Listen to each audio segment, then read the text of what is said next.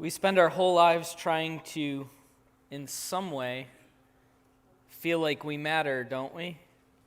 In some part of our lives, we all want to matter in some way. We want to matter to someone, or we want to matter somewhere, or we want to matter somehow. But I guess when we think of mattering, think of that word for a minute. When we say, I want my life to matter, what does that really mean?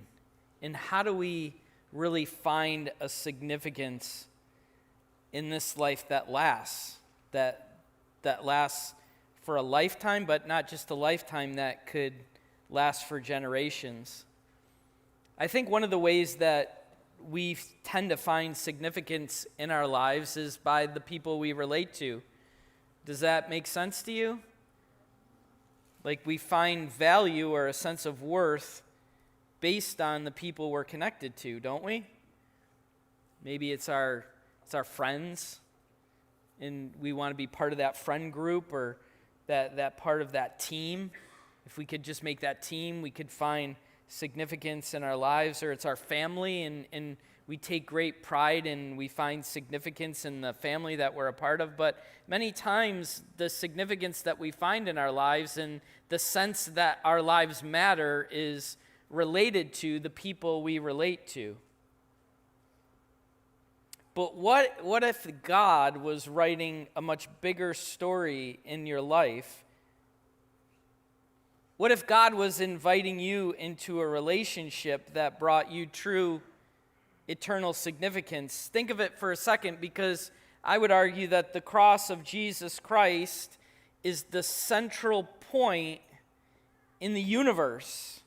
It's the central point of contact in our lives where we find real, true relationship that matters. And if we're finding significance based on the relationships that we have, a relationship with God would have that ultimate significance. And if the central point of significance in our lives is the relationship that we have with Jesus Christ through faith, we could have a life that could echo on long after we're gone.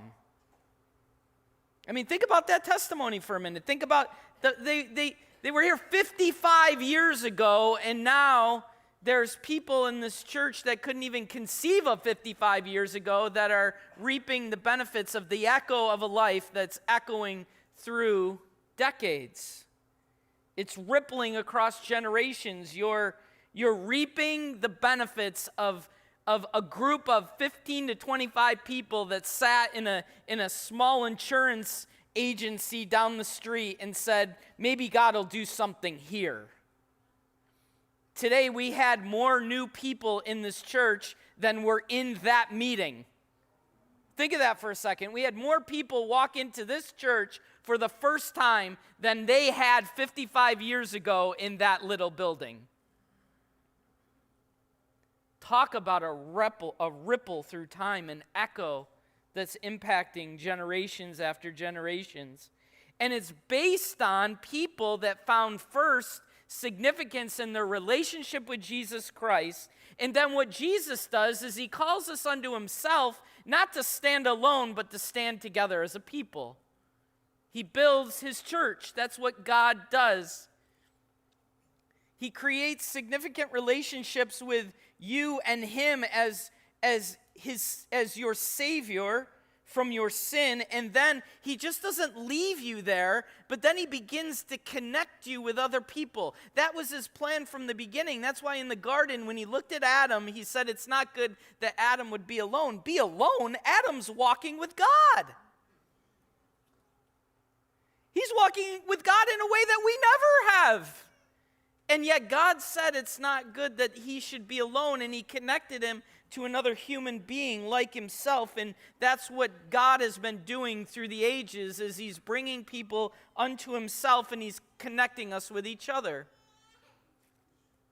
So how do we find true significance, true meaning? How does our lives matter in this relationship, if this is the central point? Well, I think it all has to do with perspective. Have you ever heard of that before? Perspective? It's the idea of perspective. Did you ever hear someone say, wow, he woke up on the wrong side of the bed this morning?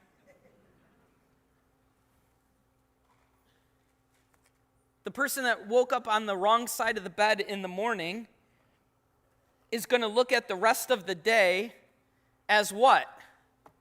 Crappy. That's why we look at them and say, woke up on the wrong side of the bed this morning. You're doing the same thing you did yesterday, but yesterday you found joy in it, today you don't because of your perspective. Think of it, listen to this for a second. Have you ever been in New York City? Have you ever been walking down the street in New York City and you see construction workers? You got the scaffolding and there's a pile of bricks and there's men working out there. I heard a story. A traveler walks past two men laying bricks. And he asks the first man, what are you doing?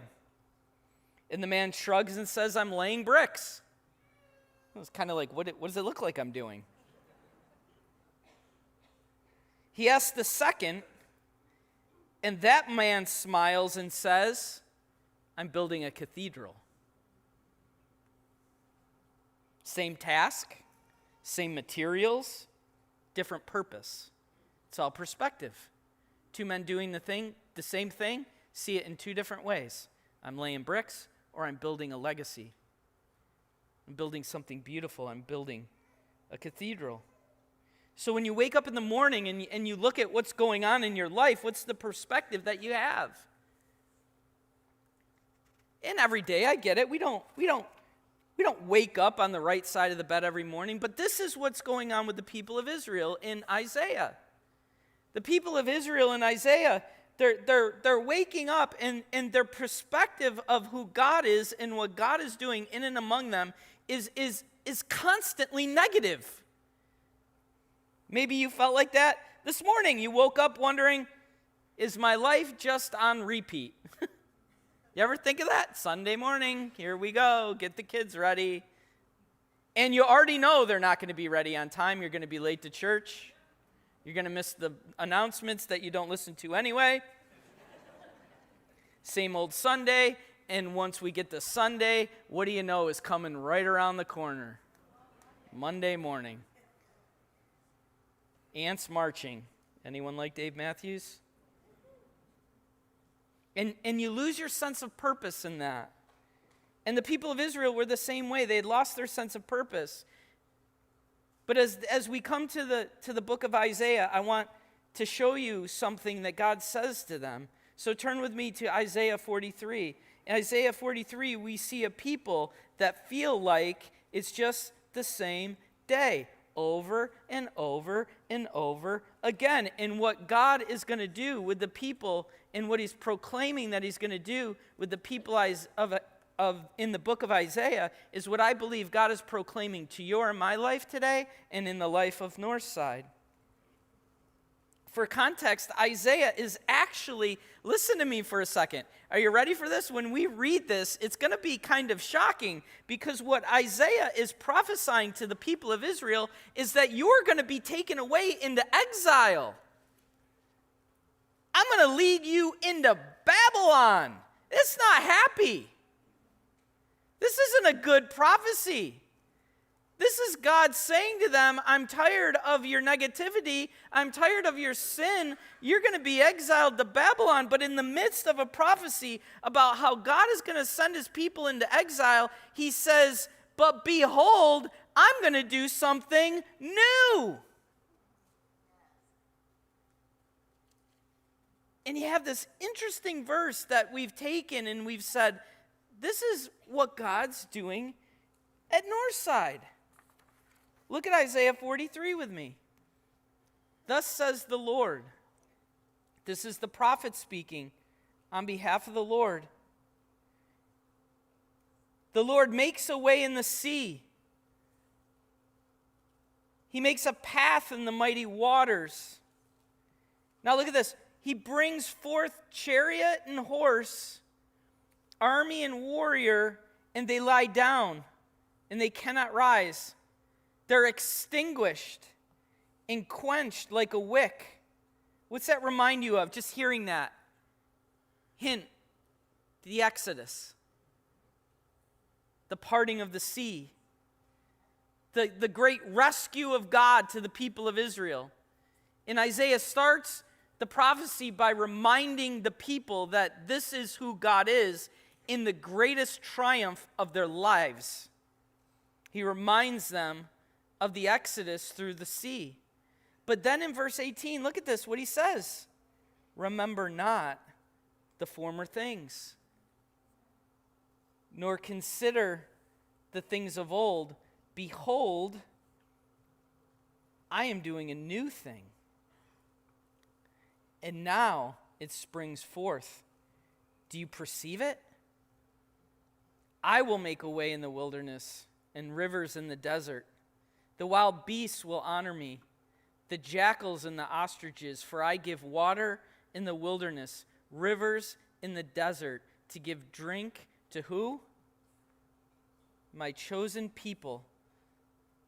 The people whom look at this language, formed for myself, that they might declare my praise. That's what God does, right? God brings us in relationship to him, and then he connects us to each other so that his name would be praised in the earth.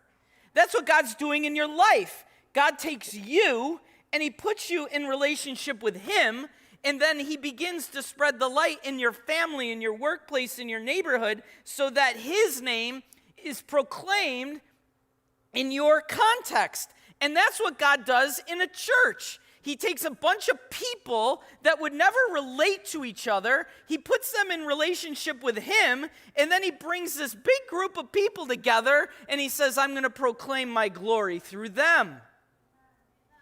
It's what he does over and over and over again through the ages. He brings people into relationship, and then he begins to add to them. Isn't that what he's doing here? 9 o'clock, everyone woke up early this morning because we didn't have a seat left. Because he keeps bringing people to himself and connecting us together in such a way that the world around us in Liverpool, New York says, what the heck is going on over there? And then his name is proclaimed. Not ours, not Northside, not me, not you, but his name is proclaimed to the people around us. And people unwittingly that were dead in their trespasses and sins are brought to life because of him. But look at what he says, because we have to consider this. Where God says to the people of Israel, I'm coming and I'm going to do something new among you as I form you as a people and I continue to refine and reform who you are. He says to these people, I'm going to lead you basically into captivity, but what I don't want you to do is remember what I used to do in the past. It's kind of strange, isn't it? Why would God say that? Why would God say, don't remember the Exodus right now? I'm doing something new. Well, I would challenge you to read the Exodus because their perspective stinks. I mean, think of it for a second.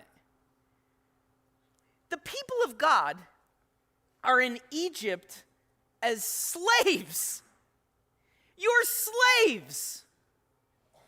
And the whole story of the Exodus is a group of slaves complaining to the God that's rescuing them, why have you let us out here? Perspective. It's maddening sometimes when we read it, isn't it? They get outside of Egypt. The sea parts in front of them. They go across on dry land. And then a day or two later, they turn to Moses and say, did you lead us out here to die? What? They're just laying bricks. Israel, what's your life? Wow, we just lay bricks. And God's looking at this people, and he's saying, I don't want that anymore. I don't need the negative perspective. I don't need the garbage. I don't need you waking up on the wrong side of the bed day in and day out. Israel, don't remember the former things, because that's not what I'm doing. I'm doing something new. I'm doing something better. I'm doing something greater in and among you. I'm bringing you together, and I'm going to change this whole world that you have and the way you're looking at it. See, we get caught up in the past. Why would Israel act like this? Why would you act like that? I will give you what I think and why I think that happens. Know what we do in our lives? Instead of when new things happen and new change happens, know what we don't see? We don't see what we're gaining. Instead, we have a tendency to look at the things that we're losing, right? Even if they stink. Well, I don't want to lose that. Well, at least in my slavery, I knew where my food was going to come from, even though I didn't like it, and even though it was horrible, and even though I didn't have enough of it, at least I knew it would be there. How am I supposed to trust that God's going to bring me that food? Wasn't that their issue? Food is literally falling from heaven. Think of it. Food is falling from heaven, and they complain and say, well, we don't have any meat. Brings meat, and they complain, and they say, well, we've been eating the same meat. See, we instead, it's perspective, isn't it? Instead of seeing that God could do something amazing in your life, you think, well, what am I going to lose if God does something amazing in my life? What's the routine that I'm so used to that I won't have anymore? What's the habit that I just could never give up? Even though I can't stand the fact that I live that way, if God were to change something in my life. And here's the thing. In your life, God is doing that. God is a God of growth and reform and redemption and life. And that's what he does. He brings you from death to life. He brings you from darkness to light. And then he continues to change and transform you day in and day out into the likeness of Jesus Christ. And what we have a tendency to do is go, oh my gosh, why would I want that to happen? Because I love this old life so bad. And that's what the people of Israel are doing. And God's saying, no, don't look back to the Exodus. Nope, don't remember that because I'm doing something new. And the fact is, it's going to be better. See, we celebrate. See, some of you are sitting here and you're like, this is the dumbest message ever because he just started the whole thing with a video about the past. You're right. To celebrate the past. We celebrate the past, but we don't live in it. That's the point. We look at people that have been faithful through the ages and we celebrate the fact that God has done something amazing here. But God doesn't want us to live in the past. And it's the same thing in your life. You celebrate what God has done in your life and in your family, but celebrating it is different than holding on to it and living in it. And not letting him continue to move you into the new things that he wants to do in your life. And it's the same thing we could do in a church. Because a lot of you are sitting here and going, building campaign? Oh my gosh, I've been here for 30 years. I like this right here. And God's saying, really? You don't even know what I can do in the future. Stop holding on to the past. Celebrate the past, but be willing to give up the past for something better in the future.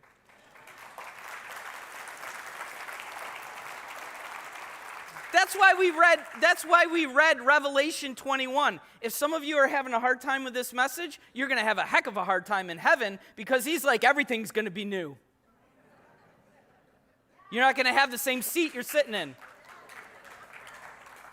So listen, we celebrate the past, but we don't live in the past. Here's the other thing that I want you to catch this morning, and I'm going a little long, but here you go. We celebrate the past, but listen to me. We don't look at the past and say, well, God, we did this, and then we did this, and then we did this, and God responded. No.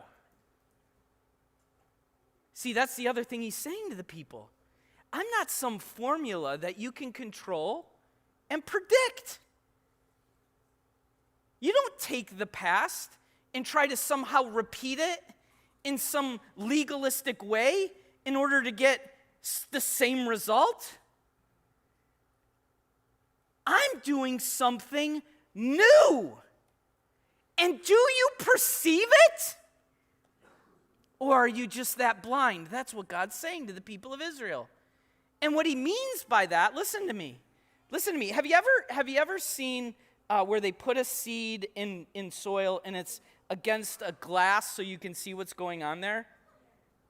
And you put the seed in the soil, and if you're looking at it on the outside of the glass, you see that the seed breaks open and the shoot starts to grow out of it. But if you're just above the ground looking at it, you don't see anything that's happening. But under the ground, something new is being birthed. Something new is coming about. Something new is happening. And God is saying to the people of Israel, do you perceive what's going on under the ground? Because I'm about to break it loose.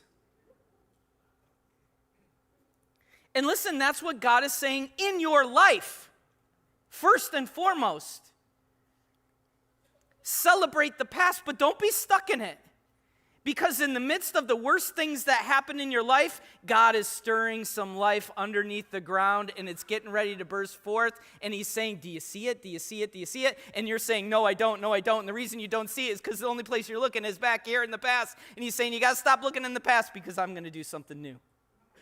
Do you perceive it? And that's what he's doing at Northside.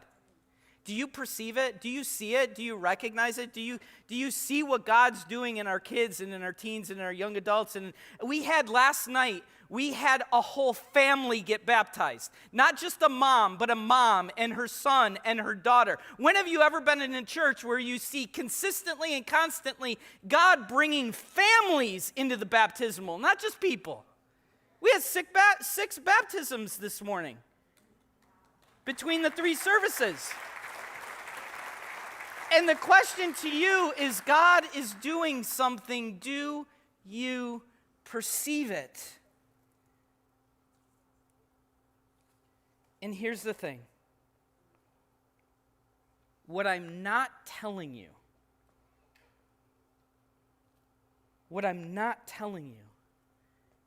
is to forget the past. What I'm not telling you is to forget the years that were behind you. God isn't erasing our past. He's just promising us that he's going to outdo it. Do you see that? He's going to do abundantly more than you've already experienced in your own life and in this church. So, if you're new here, you came at a really great weekend. This has been a 5-week series leading up to this weekend. This weekend, and as I'm talking, the ushers, you can come down. The ushers are going to begin. If you did not get your commitment card, if you didn't bring your commitment card, they have commitment cards. They're going to be passing them out. If you're new here, please just give me grace for 10 to 15 minutes to do what this is family business, because we've been building up to the time where we're going to build a new building, and this is the commitment for that building. So ushers, go ahead and start handing out the cards. If you have your card and you brought it, please don't drop it in this bucket. We don't want to lose it. It's not time to give in your card yet. We're going to have our kids begin to line up in the back. The worship team, you guys can come up here. And we're going to take this last minute, we're going to take the time to bring our commitments for a new building to the Lord. And here's what I want everyone to hear. I know we got people moving, but if you can multitask, do it for this moment, because I really want you to hear what I'm going to tell you right now. On Friday, this past Friday, the leadership of this church gathered together. Because what we said is before we asked the people of the church to give any money to this building project, we're going to make our commitments first as leaders. And we had the staff, we had the pastors, we had the deacons, we had just under 200 people. And what I want you to know this morning, and everyone hear me, because I want you to hear this. The leadership of this church has committed to give over $1.3 million on Friday to this project.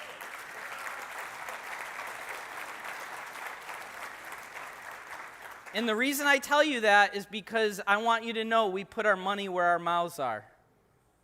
We're not just asking for you, we're doing it too, and we're leading the way. As you get your cards, here's what I want you to do. Maybe you already did it, and you already prayed about it as a family. I hope you did. It's got two pieces, right? This bottom piece is the yellow piece. This is what you're going to turn in. This is what you're going to keep. Now listen, I want you to understand how to fill it out because it can be a little confusing. You need to put your name and your email on it and just know this is confidential. It's like how you submit your offering on the weekend. It's going back to the finance committee, but they need to know who it is so we can get you the right paperwork. Here's how you do the giving. There's two blanks, right? One's a smaller blank, one's the biggest blank. The smaller blank is the amount you're going to give in frequency. What do I mean by that? Maybe you're saying I'm going to give $100 a month to the building. You put the 100 in the little spot, and you say, how many times are you going to give $100?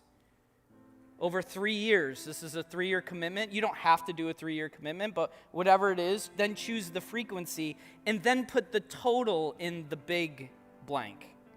So if it's $100 a month for 3 years, where's my math guy? $3,600.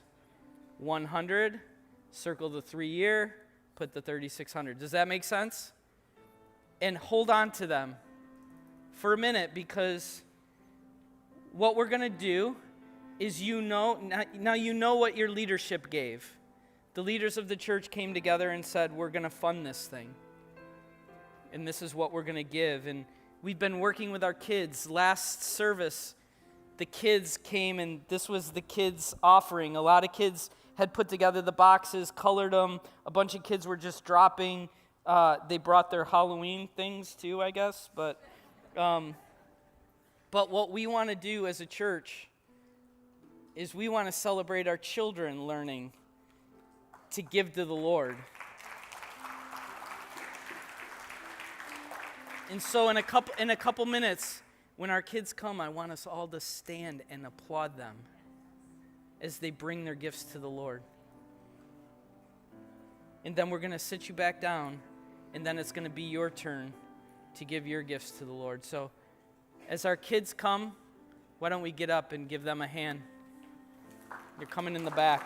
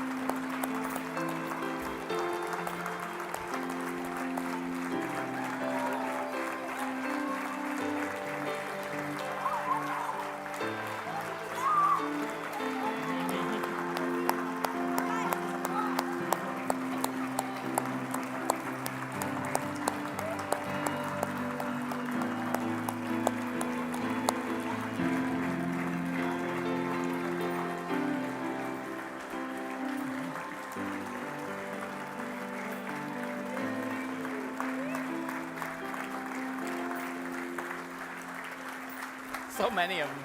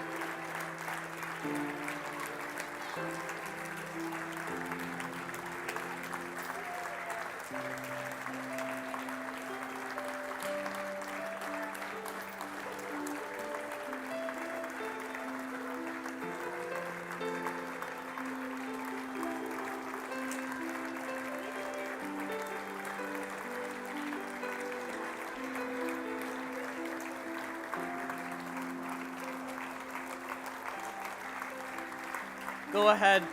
Go ahead and sit down for a minute.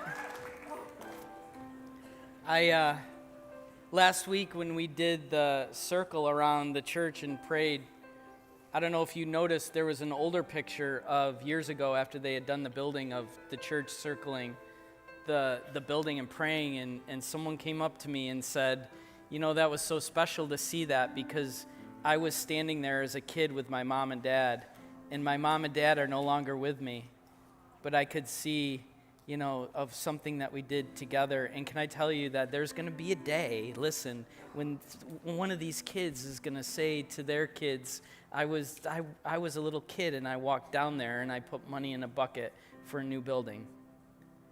See, that's what God does. Do you perceive it? Like, we don't see that. Roger and Margaret didn't see this, but they recognized that God was doing something, and they were faithful, and they sacrificed to see something 55 years from the birth. So now it's our turn, and it's our time as a church to respond to what we believe God's doing in our lives, in our families, and in our households, and in this church. So as the worship team sings, please stay seated because it gets a little chaotic when everyone stands. The ushers are going to pass the buckets one more time, and this is a time, and I just want you to do it with a sense of worship. A sense of worship. It's a time to just put your commitment into the bucket.